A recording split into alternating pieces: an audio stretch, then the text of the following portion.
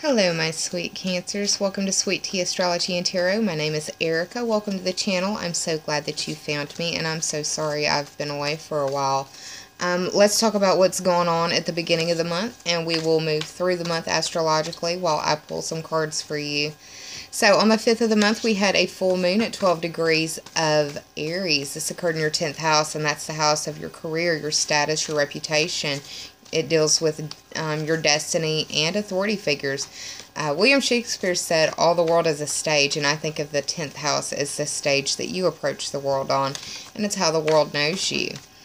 On the 10th of the month, we had Jupiter, the planet of increase, expansion, excess, and achievement, moving into Scorpio, which is your 5th house, and that is the house of your social life. It's where you go to blow off steam with your friends. It's also your romantic life, and it's where you create your babies. It's also where, if you're a tradesman or a craftsman, or you just do crafts for hobby, where you may be doing more of that or finding more of a love for it or actually getting paid for it possibly.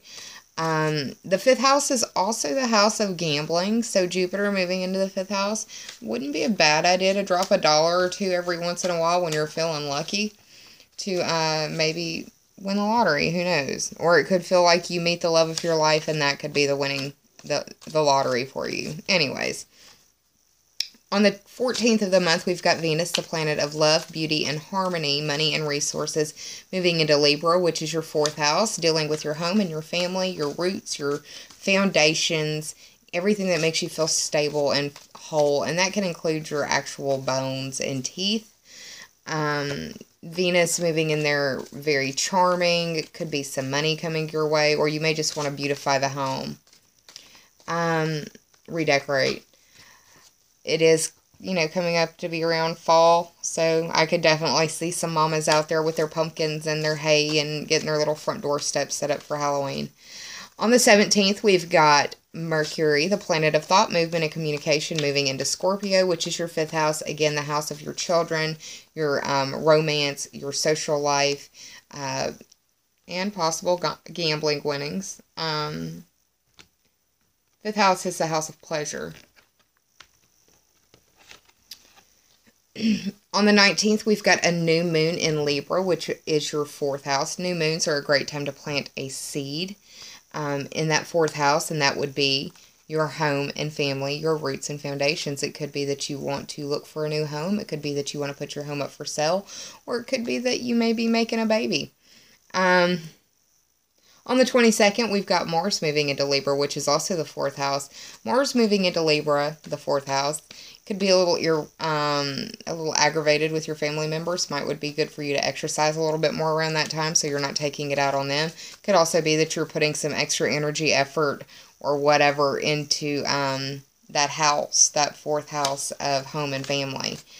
Now, on the 28th, we've got the Sun moving into Scorpio, again, illuminating the 5th house. The 5th house being the house of pleasure, your social life, your children, your creative ability and pursuits, your creative endeavors, and the house of gambling. So, what I'm going to do now is pull some cards for you. Bottom card representing the underlying theme or overarching energy. Top 3 are for clarity, Cancer, and if you need a time frame association with the cards, past, present, and future. The deck that I'm using is from Caitlin Keegan. She condensed the major arcana into the minor arcana, and I really like the messages that the deck brings. I like the fact that it has a lot of different meanings, so it can mean a lot of different things to a lot of different people.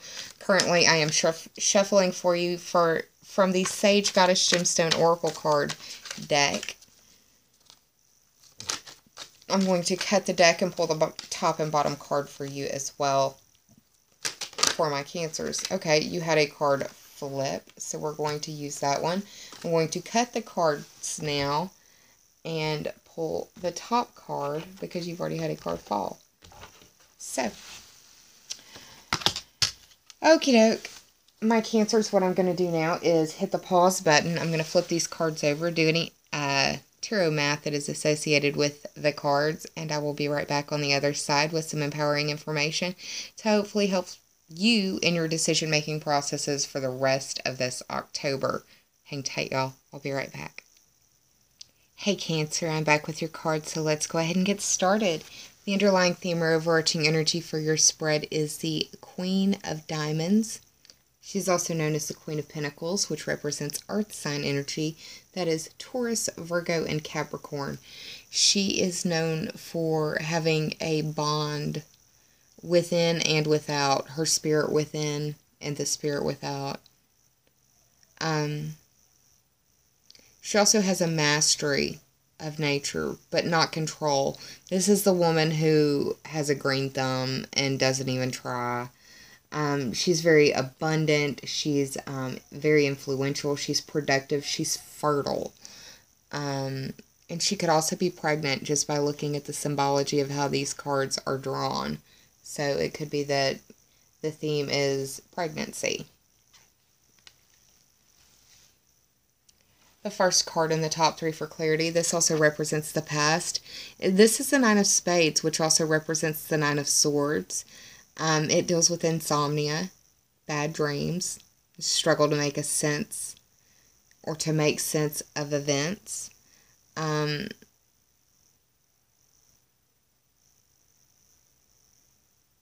swords also represent air sign energy. The air signs are Gemini, Libra, and Aquarius. Something of note for you, the 9 could speak to the month of September, with this being in the past. Could also speak to a Sagittarian in your world. The number 9 also is just known for the theme of fruition. You also have Neptune, the planet of nebulousness, addiction, fogginess. Think of a fog machine or just fog in general. It's hazy, it's hard to see, it's watery. It can be too much water in the 9th house, too much water, too much crying, too many tears, surrounding foreign people, foreign places, foreign things. It could be that you just really don't know what's going on in somebody's life, and they could be a foreigner or someone who is foreign born to you.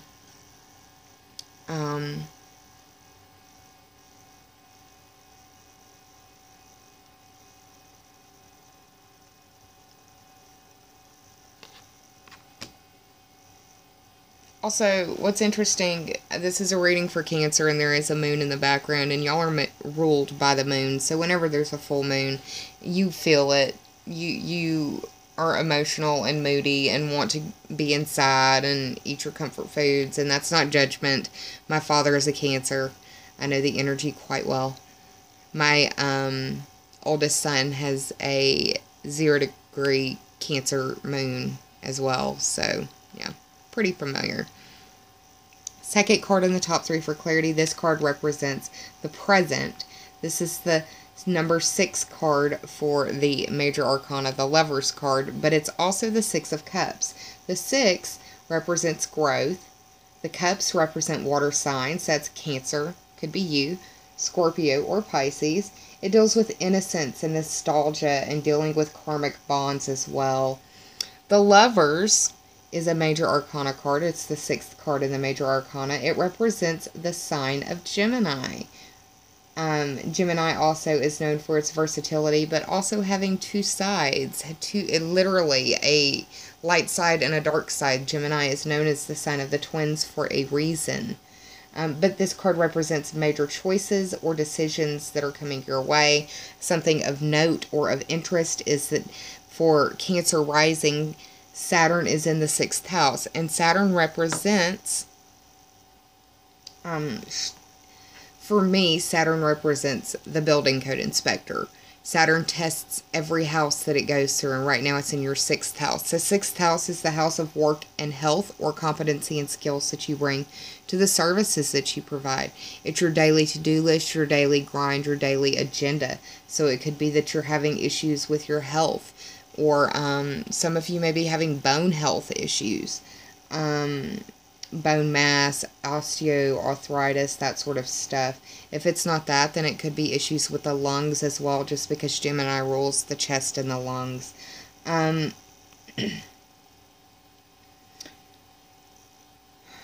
Saturn being in the 6th house also with the Lovers could be that you are contemplating where you are in your relationship with the person that you share your home with, because there is a lot of fourth house energy going on in your world. And the fourth house is the house of your home and your family. Your home is where you live, where you consider home to be, and family is who you share that home with. So, yeah.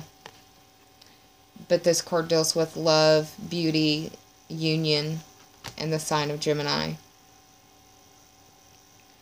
The final card, the card that represents the future, if we're doing past, present, future timing. This is the Five of Wands. It's also representative of a major arcana card, the Devil card. But let's talk about the Five of Clubs first. The Five of Clubs also represents the Five of Wands, and that represents fire sign energy, Aries, Leo, Sagittarius. In the Rider-Waite Tarot, it deals with adversity and disagreement. I'm trying to remember.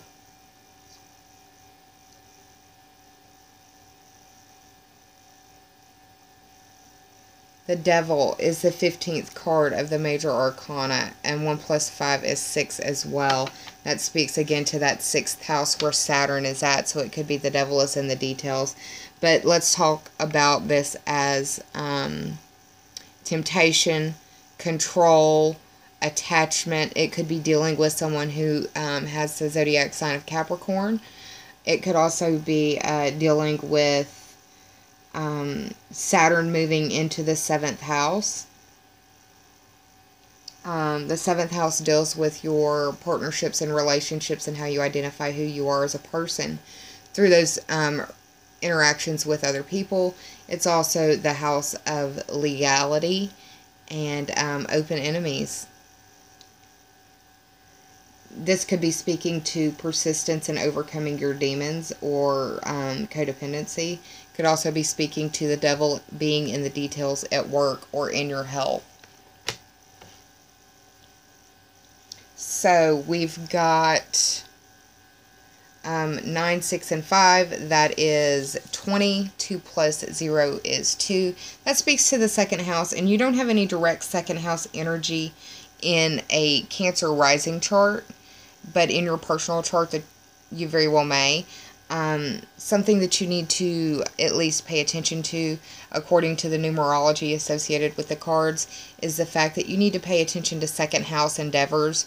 If there's a Taurus in your life, they may need some of your support. You may need to focus on your self-esteem, your resources, finances, the things that you feel like you need to survive. And also, I think of the 2nd house as the house of mind. Anything you would classify, identify, point to, or introduce to someone else as mine would fall under that 2nd house. So think about that, reflect on that, and I hope that that helps you in some way. We're going to move on to the Sage Goddess Gemstone Oracle cards now. And the first card that I pulled for you, Pyrite. This is what the Pyrite card looks like. Pyrite is also known as Fool's Gold, but it represents abundance, self-worth, and assurance. It can help heal and amplify the vibration of the solar plexus and the crown chakra vibration. Pyrite strengthens your soul and lifts your spirit while also attracting material abundance and boosting your confidence. You have pulled this card because you need to have faith in your own abilities and power. Meditate with Pyrite to tap into your potential, stimulate your flow of ideas, and be persistent in seeing your projects through to completion. It could be that there are home projects that you haven't necessarily completed that are being begged for, or the attention is being begged for. 4th house dealing with home and family, stability, roots, foundation. Second card that I pulled for you is the Rose Quartz card, which deals with love and heart healing. It can help heal and amplify the vibrations of the heart chakra. And this is actually a rose quartz generator right here as well, to help draw in more of the rose quartz healing vibrational energy, if you will. It reads, Rose quartz is the stone of universal love energy. It draws love to the bearer and brings peace during times of transition and eases heartache. You have pulled this card because your heart space needs healing in order to give and receive love. So meditate with rose quartz to lower your walls, to initiate self-love, and to love others more deeply.